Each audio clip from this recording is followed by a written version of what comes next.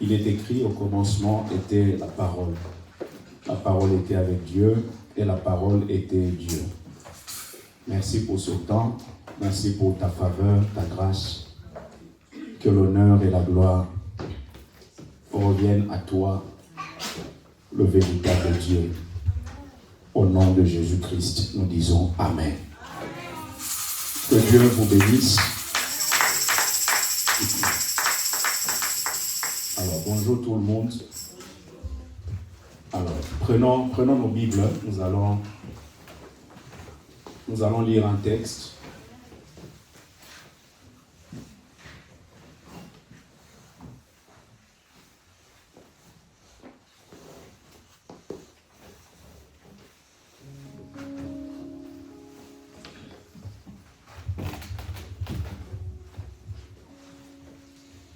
Alors, on va lire quelques textes. Premièrement, Genèse, chapitre 38.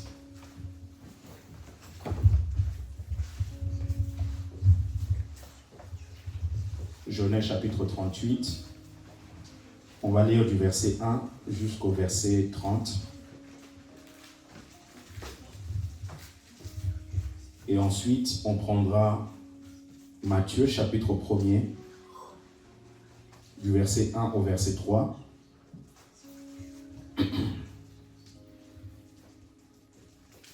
Et on finira avec Psaume chapitre 22, du verset 6 au verset 7.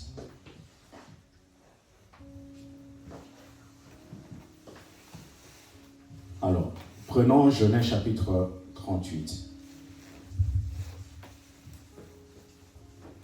du verset 1 au verset 30. Frère Yannick, est-ce que tu peux lire, s'il te plaît?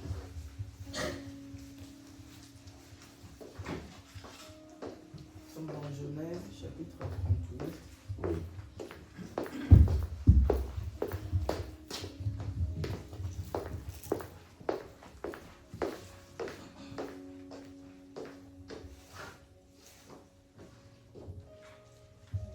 Genèse 38, 1 à 30. 1 à 30, disons au nom de Jésus. En ce temps-là, Judas s'éloigna de ses frères et se retira vers un homme d'Adullam nommé Hira.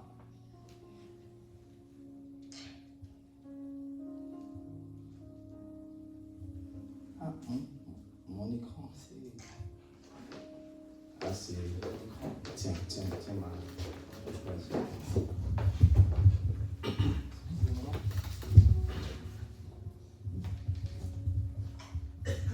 En ce temps-là, Judas s'éloigna de ses frères et se retira vers un homme d'Adullam nommé Hira.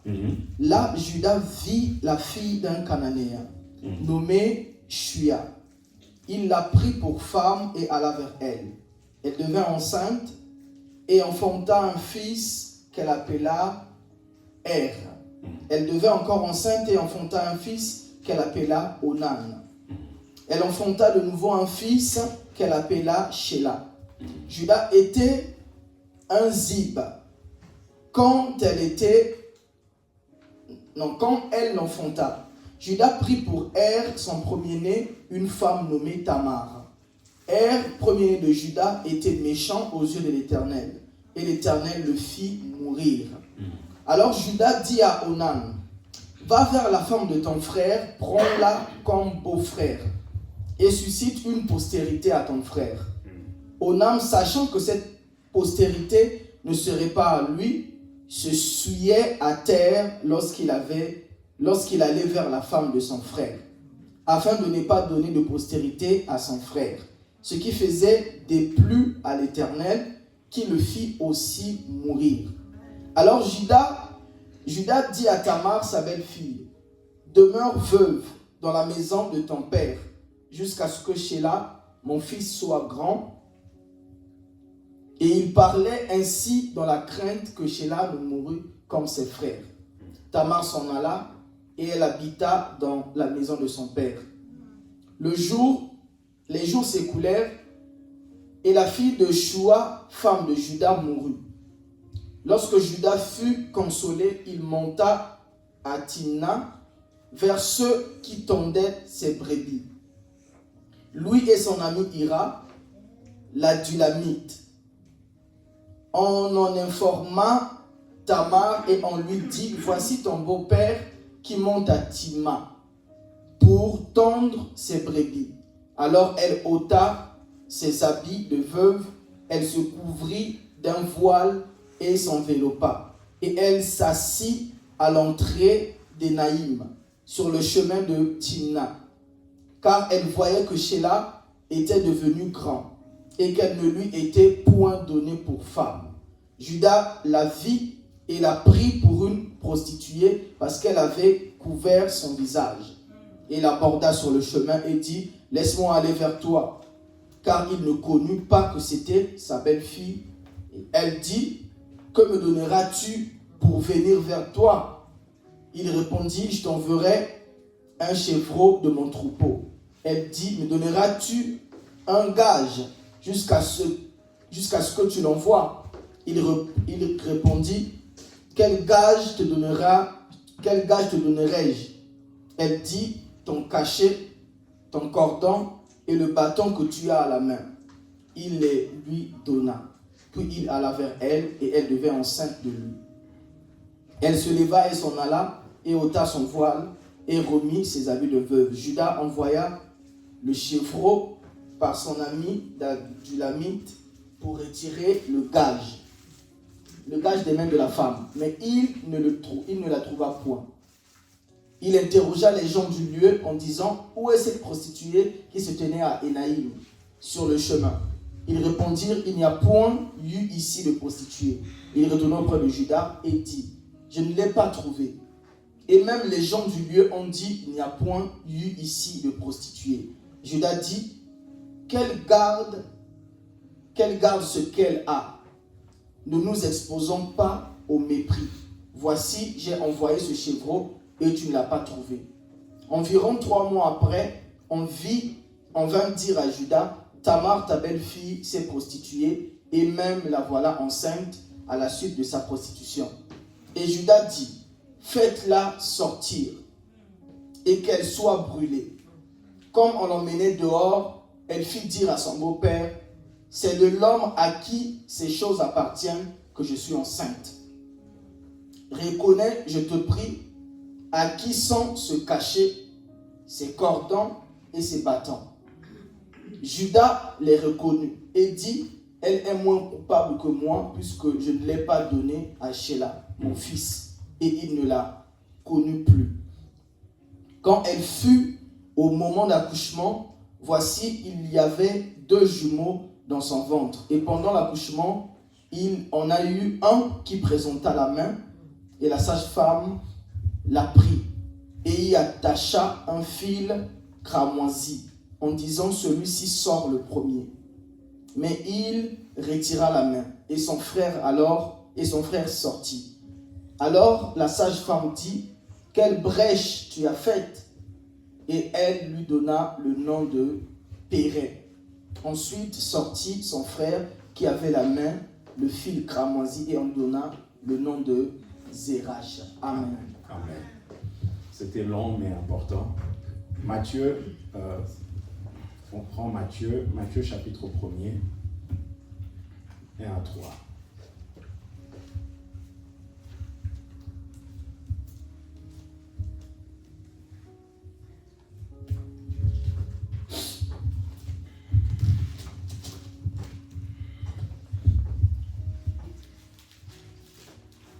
Matthieu 1, du verset 1 au verset 3. Lisons au nom de Jésus. Généalogie de Jésus-Christ, fils de David, fils d'Abraham. Abraham engendra Isaac, Isaac engendra Jacob, Jacob engendra Judas et ses frères. Judas engendra de Tamar, Pharès et Zara. Pharès engendra Esrom, Esrom engendra Aram. Aram engendra Aminadab, Aminadab engendra Nassan. Nassan engendra Salmon, Salmon engendra Boaz de Rahab. Boaz engendra Obed de Ruth, Obed engendra Isaïe, Isaïe engendra David, le roi David engendra Salomon, la femme d'Uri. Amen. Merci. On finit avec Psaume chapitre 22, verset 6 au verset 7. Amen. Psaume 22, 6 à 7. 6 et 7. Oui. Ils criaient à toi et ils étaient sauvés. Ils se confiaient en toi et ils n'étaient point confus. Et moi, je suis un ver et non un homme, le propre des hommes et le méprisé du peuple. Amen. Amen. Gloire à Dieu. Merci beaucoup. Alors, je vais nous expliquer pendant quelques minutes, avant que nous puissions nous replonger dans la prière, cette histoire que nous trouvons dans Genèse chapitre 38. Alors, nous sommes toujours dans notre série d'enseignements sur le Pentateuque. Et par la grâce de Dieu, pas à pas, nous allons découvrir les différentes richesses que Dieu a réservées pour nous. Les Écritures sont des mystères, mais par le Saint-Esprit, on arrive à découvrir ces mystères parce que c'est le Saint-Esprit qui vient nous donner la révélation. Apocalypse 6, qui veut dire révélation, veut dire dévoilement, des choses qui pouvaient être cachées, mais quand on s'accroche à Dieu, par son esprit, il nous donne la révélation. Il nous donne la révélation. Et ma responsabilité pendant ce temps sera vraiment de vous partager le cœur de Dieu au travers de l'histoire de Judas, donc dans Genèse chapitre 38. Et vraiment, soyez attentifs afin de recevoir ce que Dieu a prévu. Alors, le chapitre 38 est un chapitre particulier parce que c'est un chapitre qui vient interférer un peu dans la biographie de Joseph. Vous avez l'histoire de Joseph qui commence avant et qui continue après. Et chapitre 38 vient un peu pour mettre une certaine pause par rapport à l'histoire de Joseph. Et on nous parle de Judas. Judas qui est l'un des fils de Jacob. Il est le 4e fils de Jacob du côté de Léa. Rappelez-vous, Jacob, quand il a quitté la maison de son père parce qu'il fouillait son frère, il est parti pour aller chez son oncle Laban. Et la Bible déclare qu'il a rencontré donc Rachel, qui est la fille de Laban. Et Jacob a aimé Rachel. Et Jacob a aimé Rachel et il est parti voir Laban pour savoir qu'est-ce qu'il faut faire pour que je puisse épouser Rachel. On lui a dit de travailler pendant 7 ans. Il a travaillé pendant 7 ans, mais finalement au soir, au moment où on devait lui donner Rachel, on ne lui a pas donné Rachel, on lui a donné Léa. Et on lui donne une explication, on lui dit finalement, ici ça ne se passe pas comme ça, on ne donne pas la cadette avant l'aîné, parce que Léa était l'aînée. Donc il fallait d'abord donner l'aîné et ensuite donner la cadette. Et prophétiquement, on ne peut pas non plus donner la cadette avant l'aîné. Pourquoi? Parce que Léa va permettre à Jacob d'avoir Judas. Et Rachel va permettre à Jacob d'avoir Joseph. Or, Judas, c'est l'incarnation de la royauté. Parce que lorsque Jacob est en train de bénir ses enfants à la fin de Genèse, c'est-à-dire Genèse 50, il est en train de dire que le sceptre ne va pas s'éloigner de Judas. C'est-à-dire le sceptre, c'est le symbole du pouvoir. C'est-à-dire c'est la royauté. Donc, lorsque Rachel arrive à avoir un enfant avec Jacob, lui donne le nom de Joseph. Joseph, son nom en hébreu signifie ce qu'on ajoute, Yosef, ce qu'on ajoute. Or, lorsqu'on lit Matthieu chapitre 6, verset 33, la Bible nous montre que nous devons chercher d'abord le royaume. Chercher d'abord Léa qui va permettre à Jacob d'avoir Judas. Et une fois que nous avons Judas, on peut maintenant avoir Yosef qui signifie ce qu'on ajoute. Vous voyez, prophétiquement, on ne pouvait pas le donner comme ça. Mais comme Jacob aimait Rachel, il a travaillé encore 7 ans de plus afin de pouvoir l'avoir. Et la Bible déclare que les 7 années parurent comme quelques jours aux yeux de Jacob. Pourquoi? Parce que Jacob aimait Rachel. Vous savez, lorsque vous aimez, vous ne regardez pas le temps. Lorsque vous aimez, vous ne regardez pas certaines choses sur lesquelles les gens portent l'attention. Lorsque vous aimez, c'est votre cœur qui est donné. Et Jacob, justement, c'est un homme particulier parce qu'il fait partie des patriarches. Jacob, il avait beaucoup de fils, donc avec Léa et avec Rachel. Et Judas, là, c'est le 4e du côté de Léa. Donc Judas, c'est quelqu'un qui avait une certaine destinée. Une certaine destinée. Et son nom d'ailleurs, ça signifie louange. Ça signifie Dieu sera loué. Et vous allez vous rendre compte que dans le parcours de Judas, Dieu n'a pas toujours été loué. Donc il y a certaines choses, on peut avoir une destinée, mais certaines choses que nous vivons dans notre parcours viennent un peu contredire la destinée qu'on a. C'est la raison pour laquelle vous avez des gens comme Naaman. Naaman, son nom signifie agréable. Mais vous allez vous rendre compte que cet homme, malgré le fait qu'il avait une position élevée, mais il avait la lèpre. C'est pas agréable d'avoir la lèpre.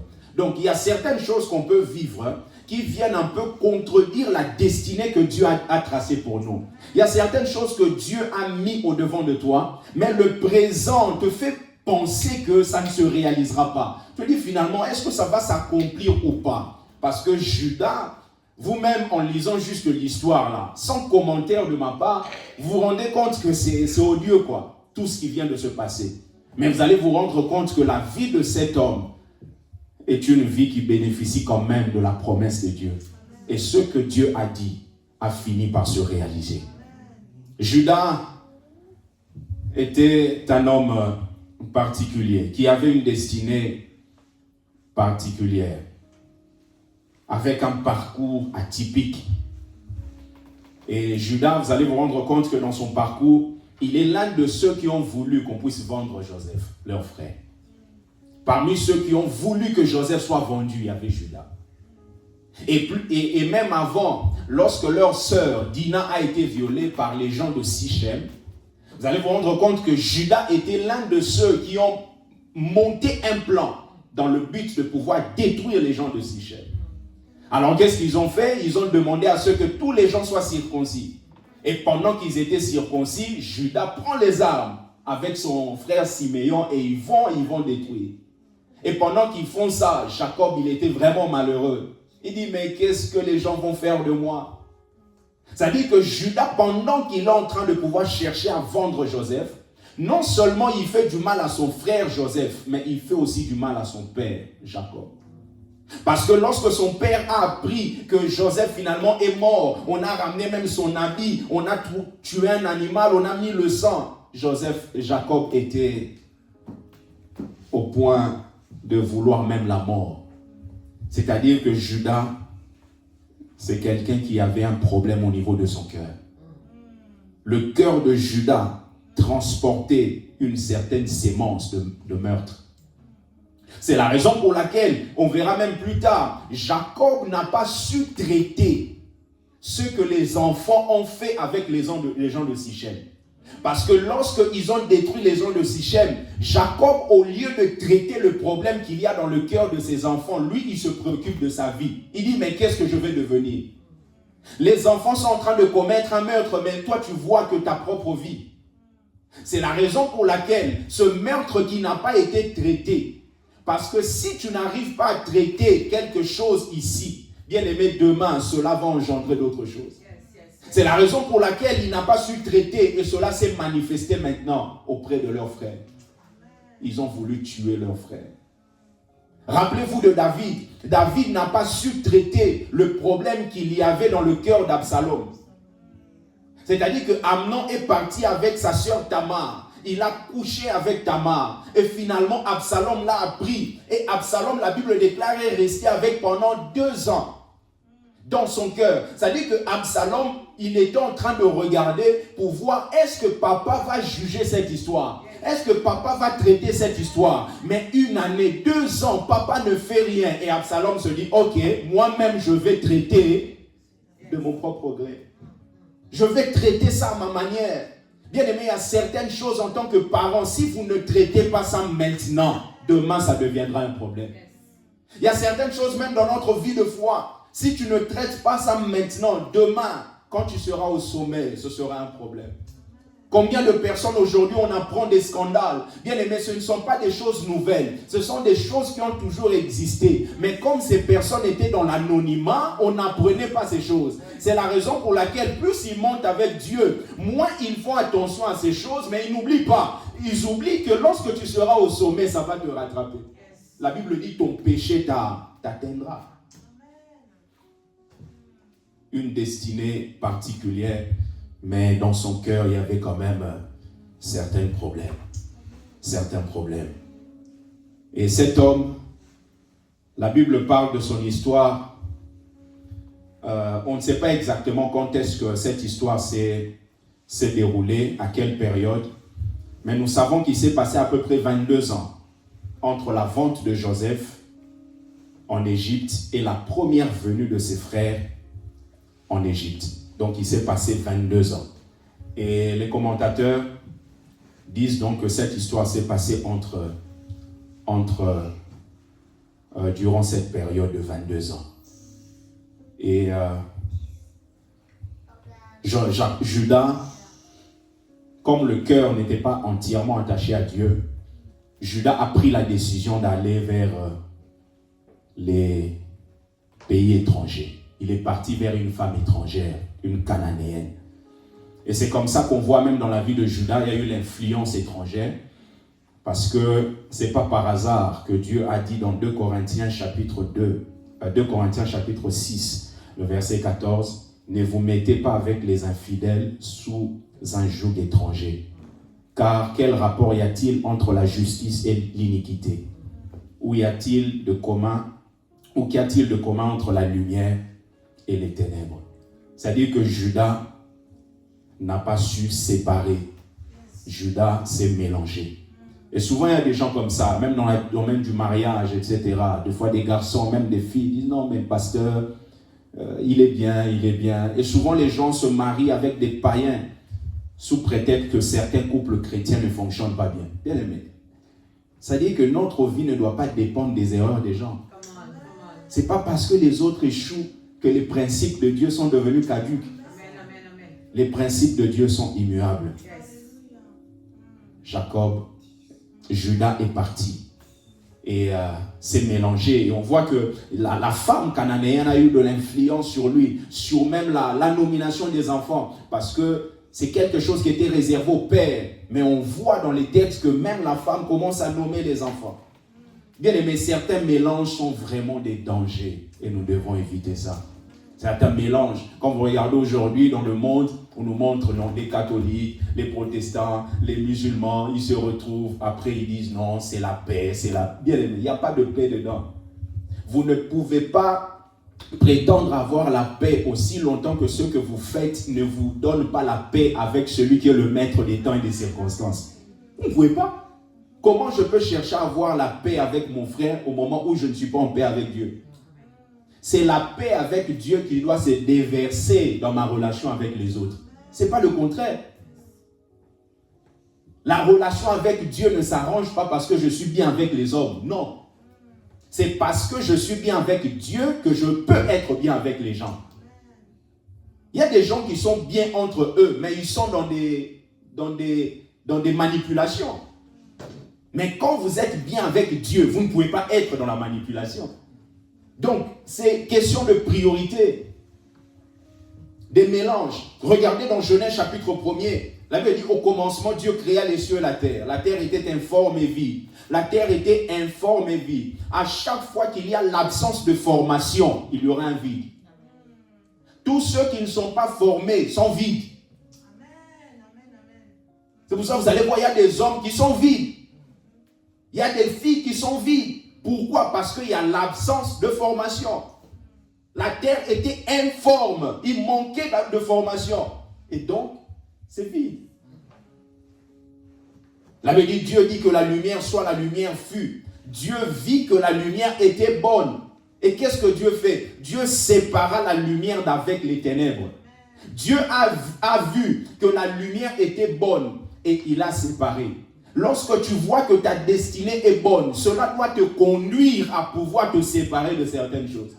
Lorsque tu vois que ton avenir est bon, tu dois apprendre à pouvoir te séparer de certaines choses. Genèse chapitre 6, vous connaissez l'histoire. Pourquoi est-ce que Dieu a ramené le déluge? C'est pas juste parce que Dieu se réveille comme ça, il dit ok voilà, ça me plaît, je vais détruire la terre et tout ça. Non. La méchanceté des hommes était en train de prendre un certain degré. Mais au-delà de ça, lorsque vous lisez, on nous dit que les géants étaient sur la terre en ce temps-là. Les fils de Dieu furent venus vers les filles des hommes et qu'elles leur eurent donné des enfants. Ce sont des héros qui furent famés dans l'Antiquité. Alors, lorsqu'on parle des fils de Dieu, ça peut parler de nous qui sommes des enfants de Dieu. Ça peut aussi concerner les anges, les esprits angéliques. Maintenant, le problème, c'est que les anges ne sont pas une race. Et comme les anges ne sont pas une race, les anges ne peuvent pas se reproduire. Nous, en tant qu'humains, on peut se reproduire parce que nous sommes une race. On est la race humaine. Maintenant, les anges ne peuvent pas se reproduire. Donc, cela signifie que les anges ne peuvent pas avoir de relations sexuelles comme ça. Alors, qu'est-ce qu'il faut pour que la reproduction puisse avoir lieu? Il faut que les anges qui ont choisi de quitter Dieu, de suivre Satan, parce que Satan, il était Lucifer. Lucifer, ça signifie astre brillant, chérubin protecteur. Dieu n'a jamais créé Satan, il a créé Lucifer. À cause de son orgueil, il est devenu Satan. C'est la raison pour laquelle vous allez voir, il s'est rébellé, mais avant de se rébeller, il y a quelque chose qui a été conçu dans son cœur, c'est l'orgueil. Il y a toujours quelque chose qui précède la rébellion, c'est l'orgueil. Quand vous voyez quelqu'un, que ce soit au niveau de l'autorité parentale, au niveau de l'autorité ecclésiastique, même au niveau de la nation, quand vous voyez quelqu'un se rébeller, dites-vous qu'avant cette rébellion, il y a quelque chose qui a été conçu, qui est l'orgueil. Satan a conçu l'orgueil et à partir de l'orgueil, il s'est rébellé. Et il est devenu Satan et quand il a été précipité, il y a plusieurs anges qui l'ont suivi. Maintenant, parmi ces anges, il y avait des anges qui avaient la capacité de s'incarner. Et comme ces anges avaient la capacité de s'incarner, cela veut dire que ces anges pouvaient avoir des enfants avec les filles des hommes. Et maintenant, posez-vous la question, lorsque vous avez un esprit qui a été chassé du ciel, qui vient et qui s'incarne, qui arrive à avoir une relation avec une fille, quelle sera la nature de cet enfant? C'est la raison pour laquelle Dieu, sachant que le salut doit venir au travers de l'humain, de la race humaine, il ne veut pas que la race humaine soit pervertie. Parce que si la race humaine est pervertie, cela veut dire que ça va affecter la dimension du salut qui doit être libérée. C'est la raison pour laquelle Dieu s'est rendu compte qu'il y a une famille, la famille de Noé. C'est une famille qui n'a pas encore été affectée par ce système. Alors qu'est-ce que je vais faire? Je vais prendre cette famille, préserver cette famille, détruire les autres familles dans le but de pouvoir permettre demain que Jésus vienne au travers d'une femme et communiquer justement le salut. Et je prie Dieu, bien-aimé, dans notre génération, si Dieu va chercher même à détruire une ville, que toi, ta famille soit comme la famille de Noé, que Dieu vous préserve à tous égards, que Dieu te garde et t'épargne de tous les malheurs du monde. Dieu a préservé Noé. Préservé Noé. Et pourquoi Satan cherche toujours à détruire l'homme? Parce que jusque-là, Satan, jusqu'à un moment, il pouvait aller vers Dieu. Quand vous lisez l'histoire de Job, vous voyez Dieu, Satan vient et dit, mais oh, tu viens d'où? Ah, je viens de parcourir la terre. Mais depuis un certain moment, Satan n'a plus d'accès. Et ce qui fait que comme il n'a plus d'accès, il doit chercher à toucher quelqu'un qui sera l'image de Dieu. C'est la raison pour laquelle nous, selon Genèse chapitre 1er, 26, nous avons été créés à l'image de Dieu selon sa ressemblance. C'est-à-dire que nous sommes des éléments vers qui Satan vient dans le but de pouvoir atteindre Dieu. Parce qu'il sait qu'il ne peut pas atteindre Dieu directement. Donc, comme je ne peux pas aller vers lui directement, je dois me retourner vers son image. C'est pour cela que vous allez voir que vos enfants sont vos images. Si Satan n'arrive pas à vous atteindre, il va atteindre vos enfants. Il va chercher à atteindre vos enfants parce qu'il sait que s'il touche ton enfant, tu ne seras pas indifférent. Ta mère peut être aussi ton image. Il sait que s'il n'arrive pas à t'atteindre, il atteint ta mère. Tu seras affecté. C'est pour ça que vous allez voir, il y a des gens, eux ne meurent pas. Mais il y a des morts tous les ans dans leur famille. Pourquoi? Parce que ces gens ne savent pas que Satan n'arrive pas à les atteindre eux. Mais il atteint ceux qui sont comme l'image de leur vie. Et ils sont affectés d'une manière indirecte. C'est la raison pour laquelle nous devons vraiment vaquer à la prière. Vaquer à la prière, bien-aimé. Satan sait que s'il atteint comme ça, vous serez affaibli. Et ces esprits, depuis un moment, ne peuvent plus s'incarner parce qu'ils ont été faits prisonniers, selon 1 Pierre chapitre 3, du verset 18 au verset 19. Et comme ils ne peuvent plus s'incarner, qu'est-ce qu'ils peuvent faire? Ils ne peuvent que posséder des corps. Posséder des corps. C'est pour ça aujourd'hui, on parle de la possession des corps. Parce que la seule manière de pouvoir opérer sur la terre, c'est de passer par l'homme. C'est pour cela que Jésus ne pouvait pas venir en tant qu'esprit, il devait passer par l'homme. Parce que la terre a été donnée au Fils de l'homme, les cieux des cieux appartiennent à l'Éternel. Et on remarque plusieurs choses par rapport à Judas. Et Judas, on nous montre, pour aller un peu plus vite, il avait 3 enfants, il avait 3 fils, il avait Er, il avait Onan et il avait aussi Shelah. Et la Bible déclare que Er avait une femme qui s'appelle Tamar.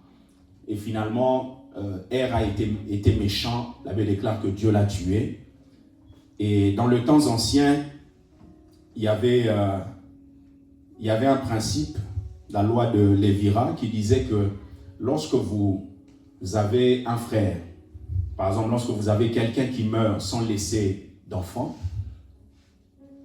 le proche parent avait la responsabilité de pouvoir prendre cette femme qui est restée dans le but de faire un enfant et de lui donner le nom du défunt. Et l'objectif, c'était que le nom du défunt ne soit pas ôté d'Israël. Et la particularité, c'est que lorsque quelqu'un meurt, son proche parent fait un enfant avec la femme qui est restée, on donne à cet enfant le nom du défunt. Cet enfant devait recevoir l'héritage du défunt. Et maintenant, ici dans cette histoire, on nous parle premièrement de Judas. Judas qui, avant de vivre tout ce qu'on est en train de lire, Judas, la Bible déclare qu'il s'est éloigné de ses frères. Genèse chapitre 38, le premier verset, la Bible dit, en ce temps-là, Judas s'éloigna de ses frères. Il s'éloigne de ses frères, pourquoi? Avec tout ce que je vous ai dit. C'est-à-dire que Judas était l'un des éléments qui ont permis que Joseph soit vendu. Non seulement vendre Joseph, ils ont fait pour que Joseph soit vendu, ils ont aussi mis le papa, c'est-à-dire que Jacob, ils ont mis Jacob dans une situation difficile. Mais au-delà de ça, c'est que Judas, dans son cœur, il y avait justement cette nature-là du meurtre et ça n'avait pas été traité. Et finalement, Judas décide de pouvoir s'éloigner de ses frères parce que ses frères se rappellent de ce que Judas a fait, se rappellent de ce que Judas a réalisé. Et Judas refuse de rester auprès de ses frères parce que aussi longtemps que Judas ne s'éloigne pas, Judas aura toujours un peu comme la lumière par rapport à son péché. C'est-à-dire que les frères de Judas vont toujours rappeler à Judas le péché qu'il a commis. En fait, dans la vie, très souvent, on s'éloigne des gens qui peuvent mettre en lumière notre péché. Vous voyez? C'est-à-dire que quelquefois, on s'éloigne des amis parce qu'on sait que la manière de fonctionner de ses amis n'est pas notre manière de fonctionner. Donc, lorsque nous sommes avec eux, ce que eux font mettra en lumière ce que nous sommes en train de faire. Vous savez, la particularité bien aimée de quelqu'un qui marche dans les voies ténébreuses, c'est que cette personne va se séparer de tout ce qui met en lumière son péché. C'est pour ça que vous verrez que quelqu'un ne sera pas bien avec des gens qui sont bien avec Dieu au moment où eux ou lui n'est pas bien avec Dieu. Quand on n'est pas bien avec Dieu, on s'éloigne de ceux qui sont bien avec Dieu. C'est pour ça que vous allez voir même au niveau de l'église. Quelqu'un peut fuir l'église. C'est pas parce que, non, parce que sa manière de vivre ne correspond pas avec ce qui est prêché. Donc, à chaque fois qu'il est au culte, il a l'impression qu'on l'accuse. Il a l'impression que, mais c'est pas possible. Mais Dieu, qu'est-ce qu'il avait? Qu'est-ce qu'il va faire? Il va fuir. Maintenant, en fuyant, on va fuir des gens, mais on va aller rencontrer des gens. Et très souvent, maintenant, on rencontre des gens qui sont soit dans notre situation ou qui sont pires que nous. Et maintenant, quand on rencontre des gens qui sont pires que nous, on va penser que notre vie va bien. C'est la raison pour laquelle on peut être médiocre, mais au milieu des très médiocres. Et on pense qu'on est bien. Ouais, ça va, quoi. Moi, ça va. Non. C'est juste que tu as quitté un milieu dans lequel ton péché était exposé. Tu es parti chez des gens vers lesquels tu te retrouves un peu comme le meilleur de la clique.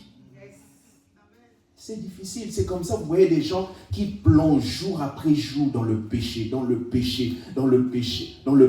Et quand vous découvrez leur vie, vous dites, mais c'est pas possible. C'est pas possible. Judas, bien aimé, s'éloigne de ses frères. Deuxièmement, Judas, il ne respecte pas ce que je vous ai dit tout à l'heure, c'est-à-dire la loi du lévira. Lévira qui vient du latin lévir qui signifie beau-frère. Ce que je vous ai expliqué, c'est-à-dire que lorsque quelqu'un décède, un proche parent prend la femme afin de faire un enfant dans le but de pouvoir donner un héritier. Et on trouve ça dans Deutéronome chapitre 25, du verset 5 au verset 6. Donc Judas avait 3 fils, avait Er, avait Onan et avait Shéla. Er décède parce qu'il était méchant. Deuxièmement, Onan va avec Tamar pour donner un enfant, un héritier à Er. Et finalement, quand Onan va avec Tamar, au lieu de faire comme il faut, la Bible déclare que lui, il jetait la sémence par terre. Et à cause de ça, Dieu l'a tué. Et maintenant, il restait qui? Shéla. Maintenant, Shéla devait être donné à Tamar. Mais finalement, Judas ne lui donne pas directement. Mais revenons un peu sur Onan. Pourquoi Onan était en train de jeter par terre? C'est d'ailleurs ce qui a donné le mot onanisme en français, qui signifie la masturbation ou le fait de pouvoir éviter la procréation, éviter la fécondation. C'est-à-dire jeter en dehors dans le but d'éviter la fécondation. Et maintenant, Onan est en train d'éviter que Tamar puisse tomber enceinte. Pourquoi?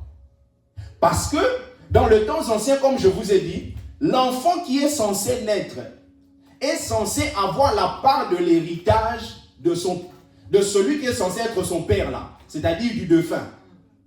Et maintenant, Onan se dit, comme Er est décédé, la part de l'héritage revient à moi et à mon frère qui est Shéla. Maintenant, si moi je vais avec Tamar, l'enfant naît, au lieu de partager l'héritage à 2, on sera obligé de la partager à 3.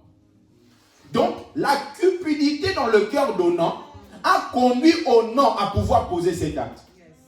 Donc, ça n'a rien à voir avec l'histoire parce qu'il y a certaines personnes qui disent que à cause de ce texte, il faut, à chaque fois que le couple a des relations sexuelles, il faut qu'il y ait la possibilité d'avoir un enfant. Non. Parce que même lorsque Dieu parle du fait de remplir la terre, vous allez voir que c'est dans des moments précis. Genèse, on n'a pas encore beaucoup de gens sur la terre. Il faut remplir la terre. Et finalement, Dieu détruit la terre avec le déluge. Et il dit encore à Noé de pouvoir remplir la terre. Mais vous ne verrez pas dans le Nouveau Testament là où on dit que remplissez la terre, etc. Non. C'est-à-dire que la terre est déjà remplie. Il faut maintenant avoir la sagesse afin de pouvoir gérer notre vie à l'image de ce que Dieu a dessiné pour nous. Et ici maintenant, Onan, lui, à cause de la cupidité, il est en train de pouvoir éviter d'avoir un enfant. Et finalement, Judas refuse de donner Shéla à Tamar. Et dans Genèse chapitre 38, du verset 11 jusqu'en bas, la Bible dit, alors Judas dit à Tamar, sa belle-fille, demeure veuve dans la maison de ton père jusqu'à ce que Shéla, mon fils, soit grand. il parlait ainsi dans la crainte que Sheila ne mourût comme ses frères. C'est vraiment important ça. C'est-à-dire que Judas refuse de donner Sheila à Tamar. Ce n'est pas juste parce que, par exemple, Tamar est encore, Sheila est encore petit, il est un peu malade, etc. Non. C'est parce que Judas est en train de craindre que Sheila meure comme ses autres frères. Cela signifie ceci. Cela signifie que Judas n'avait pas de révélation. Il n'avait pas de révélation, c'est-à-dire que Judas est en train de mettre sur le compte d'un humain l'œuvre de Dieu. Er et Onan ne sont pas morts à cause de Tamar. C'est-à-dire que Judas est en train de dire, pour lui, Tamar, c'est une source de malédiction. Tout ce qu'on est en train de vivre, j'ai perdu mon premier fils Er, j'ai perdu mon deuxième fils Onan. Et toi, tu veux encore avoir Sheila pour que Sheila puisse vivre encore la même chose? C'est-à-dire que quelquefois, bien aimés, nous sommes en train de mettre sur le dos des hommes des choses qui doivent revenir à l'Éternel.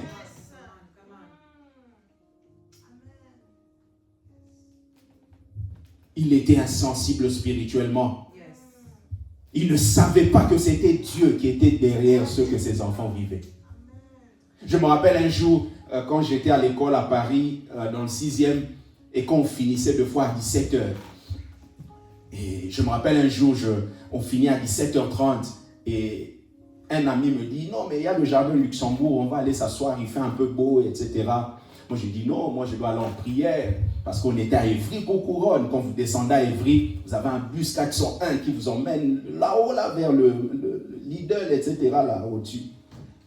Et je lui dis, non, moi, je ne peux pas venir parce que j'ai un programme. Il dit, mais quel programme? On est jeudi, demain, c'est vendredi, samedi, on a cours, tu vas aller où? Je dis, non, moi, je dois aller en prière. Il dit, mais en prière, c'est où?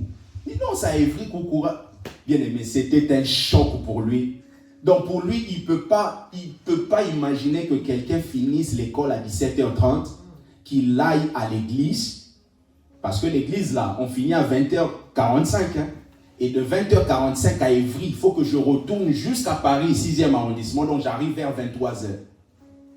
Et lui, c'était inconcevable. Inconcevable. Et maintenant, le problème, c'est que lui, comme c'est inconcevable pour lui, au lieu peut-être de penser que, oh, vraiment, Dieu t'a touché. Non, pour lui, je suis manipulé. Non, mais on ne peut pas te manipuler comme ça. Donc, il est en train de mettre sur le dos des hommes l'œuvre que l'Éternel fait dans ma vie à moi. Parce que moi, avant, ça dit qu'il y a des moments où je ne pouvais pas, je finis le culte comme ça, que j'aille à l'église. Non. Mais au moment où Dieu a commencé à faire un travail dans ma vie, ça commence à se voir, mais les hommes commencent à mettre ça quand même sur les dos des hommes. Non, mais non, on ne peut pas te manipuler comme ça, c'est pas possible. Il dit, mais oh, pourquoi on va me manipuler? Tu ne peux pas voir Dieu derrière. Toi, tu vois seulement l'homme. Toi, tu vois seulement l'homme. Dans ce monde bien-aimé, tout le monde ne vous comprendra pas. Tout le monde ne comprendra pas vos actions. Joseph avait des songes. Même ses frères ne comprenaient pas. Lorsqu'il donne les songes, ses frères disent, mais oh, mais tu vas dominer sur nous. Ça dit que ses frères ne voient qu'une forme, ne voient qu'un seul aspect. Ne voient pas combien Joseph, à partir de ce songe, sera une bénédiction pour eux. Ne voyez pas ça. Quand vous marchez avec Dieu, plusieurs ne comprendront pas. Ils ne comprendront pas, bien-aimés. Ses frères n'ont pas compris ce que Dieu est en train de faire. Et quand les gens ne comprennent pas ce que Dieu est en train de faire avec vous, automatiquement vous serez incompris. Quelquefois même au niveau de l'évangélisation, on se pose des questions. Ah, mais c'est pas possible, j'ai quitté chez moi, je viens, il commence à me prendre la tête. Non. L'objectif, ce n'est pas d'évangéliser les chrétiens. On évangélise des gens qui sont dans les ténèbres. Et c'est possible que nous ne soyons pas compris. Et comme ils n'ont pas compris, ils l'ont rejeté. Parce que l'homme rejette souvent ce qu'il ne comprend pas. Ce qu'il ne comprend pas.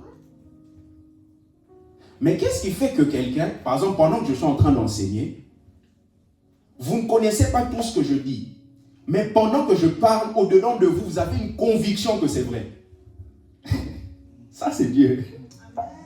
C'est-à-dire que quelqu'un qui n'a jamais appris ce que je suis en train d'enseigner, mais pendant que j'explique, c'est-à-dire que vous n'avez pas quelqu'un d'autre qui vient vous dire que ce que le pasteur dit, c'est vrai.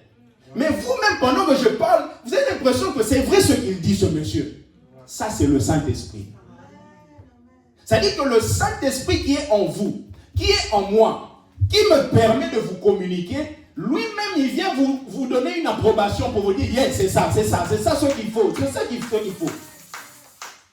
Et ça, il faut maintenant que la personne soit conduite par le Saint-Esprit. Par le Saint-Esprit. Judas refuse de donner Sheila à Tamar et finalement Tamar décide de faire sa propre loi, de se faire justice toute seule. Et elle se déguise. Vraiment, je tends vers la fin, j'aimerais que nous comprenions ça. Judas, quelqu'un qui est censé incarner la royauté. Mais cet homme, un jour, décide d'aller voir une prostituée. Or, les prostituées à l'époque, ce ne sont pas comme les prostituées de Pigalle, etc. Ce sont des prostituées qui vendaient leur sexualité aux idoles. C'est-à-dire que ce sont des gens qui connaissaient, avant de pouvoir commencer leur service, qui connaissaient, qui avaient une relation sexuelle avec le prêtre dans le temple, dans le but de pouvoir confier leur sexualité. Donc, lorsqu'on dit que Judas est parti voir une prostituée, ne voyez pas juste comme quelqu'un, une femme qui est un peu légère, non. Est parti voir quelqu'un qui a consacré sa sexualité au monde des esprits. Ce n'est pas un acte anodin. Cet homme, il est parti. Et pendant qu'il va, trouve une femme. Et cette femme, il s'avère que c'est Tamar qui s'est déguisée. Couche avec Tamar. Et au travers de cette relation, il y a 2 enfants qui naissent. Parce que d'ailleurs, lorsque Judas apprend que Tamar est enceinte, Tamar s'est prostituée, regardez la réaction de Judas. Il faut la brûler. Ça, c'est vraiment la réaction des pharisiens qui condamnent dans la vie des autres ce que eux-mêmes font. Ils sont peut-être dans d'autres formes de péché, mais quand même le péché. Mais ils sont en train de pouvoir mépriser la vie des autres. Les pharisiens qui demandent de lapider la femme attrapée en flagrant délit. Et finalement, Tamar met au monde des jumeaux. Genèse 39, 28. Et pendant l'accouchement, il y en a eu un qui, présentant la main, la sage-femme l'a pris et attacha un fil cramoisi en disant « Celui-ci sort le premier ». Mais il retira la main et son frère sortit. Alors la sage-femme dit « Quelle brèche tu as faite ?» Elle lui donna le nom de Pérez. Ensuite sortit son frère qui avait à la main le fil cramoisi. On lui donna le nom de Zéra. Alors Pérez, son nom signifie brèche ou ouvrir une matrice. Parce que c'est Pérez qui est venu un peu comme ouvrir la matrice de Tamar. Et Zérach, son nom signifie aurore ou lumière. Judas va avec Tamar. Tamar tombe enceinte et dans son ventre, il y a deux enfants. Et c'est là maintenant que nous sommes en train de voir vraiment la miséricorde de Dieu. La miséricorde de Dieu qui peut se manifester dans la vie de quelqu'un qui peut connaître un parcours bizarre. Judas va avec Tamar. Tamar a 2 enfants dans son ventre. Et la bonne nouvelle, c'est que lorsque Judas, malgré le fait qu'il était en train de chercher qu'on puisse lapider cette femme Tamar, et quand Tamar lui a montré un certain nombre de choses, le cachet, etc., parce que toutes ces choses-là, ça représente un peu comme le passeport. En fait, quand Judas est parti avec Tamar, il a laissé le cachet, le cordon. En fait, toutes ces choses, c'est un peu comme le passeport. C'est un peu comme si vous allez avec quelqu'un, vous dites, ok, je vais vous ramener votre argent, mais tenez un peu mon passeport. Donc, c'est vraiment un gage. Et c'est avec ça qu'on pouvait même faire des transactions. Donc, une fois qu'il a quitté Tamar, il ne pouvait plus faire des transactions. Donc, il était dans l'obligation de revenir honorer sa promesse. Et Judas, quand il apprend, la Bible dit, Judas s'est repenti. Cela signifie que quel que soit ce qu'on peut vivre dans notre parcours, lorsqu'on se repent, Dieu est disponible pour pouvoir nous accueillir. Quelle est la différence entre Judas et Pierre? Vous allez voir que ce que Pierre a fait, c'est très grave. Pierre a renié Jésus. Il dit, je ne le connais pas. Or, quand vous reniez Jésus, vous allez être sauvé par quoi? Nous sommes sauvés par la grâce au moyen de la foi. Mais la grâce au moyen de la foi, dans quelle œuvre? Dans l'œuvre d'une personne qui est Jésus. Et si vous le reniez, vous serez sauvé sur base de quoi? Mais la différence, c'est que lorsque vous lisez l'histoire de Judas, la vérité est que Judas s'est repenti. Judas a restitué. Il a rendu ce qu'il avait pris. Mais le problème, c'est que malgré le fait qu'il a fait toutes ces choses, Judas n'a jamais cru au pardon de Dieu. On peut faire beaucoup de choses, mais ne pas croire que Dieu nous a réellement pardonné. Il y a des gens jusqu'à présent dans leur cœur, il y a l'abattement du péché de 1992. Pourquoi? Parce qu'ils n'ont jamais cru que Dieu a pardonné. Et le diable, bien aimé, est spécialiste dans ça. Il vient toujours nous rappeler afin que nous soyons dans la culpabilité. J'aimerais dire à quelqu'un, au moment où Dieu t'a pardonné, c'est fait. C'est fait.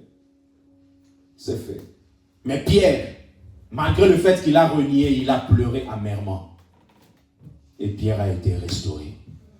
Mais Judas est parti se pendre. Pourquoi? Parce qu'il n'avait jamais cru. Et la Bible déclare que l'un des enfants, justement, le premier devait sortir avec le fil cramoisi. Le fil cramoisi, c'est un peu comme la couleur rouge. Mais le problème, c'est qu'on mettait le fil cramoisi pour distinguer les enfants une fois qu'ils sont dehors. Pour qu'on sache qui est le premier, qui est le deuxième. Et la Bible nous montre que le premier voulait sortir. Et finalement, non, il remet sa main. Donc on était obligé de pouvoir mettre le fil cramoisi sur l'autre qui va sortir en premier. C'est-à-dire que Zérach devait sortir. On voulait mettre le fil cramoisi. Non, il a remis sa main. Et maintenant, c'est Pérez qui est sorti en premier. C'est pour cela Pérez, on lui donne Pérez parce que ça signifie briser la matrice. C'est lui qui a brisé la matrice de Judas, de Tamar. Et maintenant, le fil cramoisi, c'est que ce fil cramoisi nous montre la dimension de la miséricorde de Dieu. Parce que vous avez ce qu'on appelle, il y a un ver, dans sa dimension femelle, on l'appelle Coccus ilicis. Alors, Coccus ilicis, c'est une femelle qui, à chaque fois, cherche à pouvoir s'attacher à un arbre. Et lorsque cette femelle s'attache à un arbre, qu'est-ce qu'elle fait? Elle commence à pondre des œufs. Et quand elle pond des œufs, donc les œufs, ce sont des petits qui sortent. À partir des œufs, il y a des petits qui sortent. Et maintenant, cette femelle s'attache tellement à l'arbre que c'est difficile de pouvoir la détacher de l'arbre. Alors, lorsqu'elle s'attache à l'arbre, elle commence à pondre des œufs. Et quand elle pond des œufs, quelques minutes après, elle meurt. Mais avant de mourir, qu'est-ce qu'elle fait? Elle libère une certaine substance. Et cette substance, c'est une substance assez rouge. Et maintenant, cette substance rouge va s'attacher à l'arbre. Et ce qui fait maintenant que les agriculteurs de l'époque cherchaient à prendre cette substance afin de fabriquer ce qu'on appelle le cramoisi. Or, lorsqu'on lit dans Psaume chapitre 22 qu'on a lu, vous voyez que David est en train de parler, il dit, je suis un ver. Or, David ne parle pas de lui parce qu'il y a des psaumes prophétiques qui ne concernent pas David, mais qui concernent Christ. Parce que ça parle des souffrances de Christ.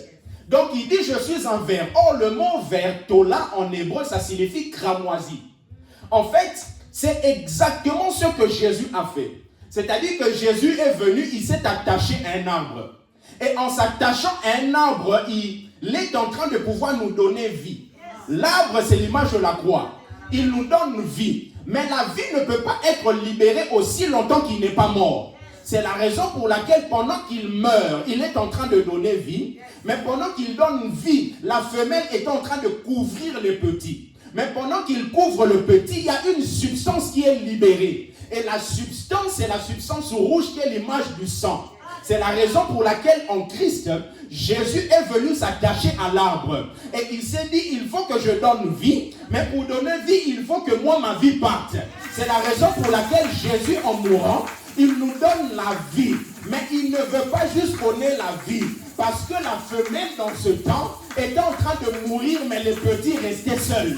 Mais la bonne nouvelle, c'est que Jésus sait qu'il y a tellement de prédateurs, il y a tellement de gens, il y a tellement de oncles, il y a tellement de tantes qu'ils peuvent voir que Rodin a l'héritage, mais celui qui doit garantir l'héritage n'est plus là, on peut venir l'embrouiller. Mais Jésus dit, ok, je vais donner ma vie comme le cocus liquis, mais deuxièmement, je vais ressusciter afin de veiller à ce qu'il est là, l'héritage en entièreté. J'aimerais dire à quelqu'un que Jésus est mort, il est ressuscité, il est assis à la droite de la majesté divine. Comme il est assis à la droite de la majesté divine, la vie doit jaillir dans ta maison, la vie doit jaillir dans ton foyer, la vie doit jaillir dans ton corps, la vie doit jaillir dans cette église. Comme Jésus est ressuscité, comme Jésus s'est attaché à l'arbre, il s'est attaché, il n'a pas refusé de donner sa vie, il s'est attaché à l'arbre, et pendant qu'il s'attache à l'arbre, il est en train de donner la vie, il est en train de donner la vie. Et l'apôtre Paul dit, si nous vivons, nous sommes en train d'être exposés à la mort, afin que la vie agisse en vous. C'est la raison pour laquelle lorsque vous vous attachez à Dieu, vous n'êtes pas seulement celui qui bénéficie de la vie, mais vous êtes aussi celui qui bénéficie de la mort, afin que la vie agisse dans la vie de plusieurs.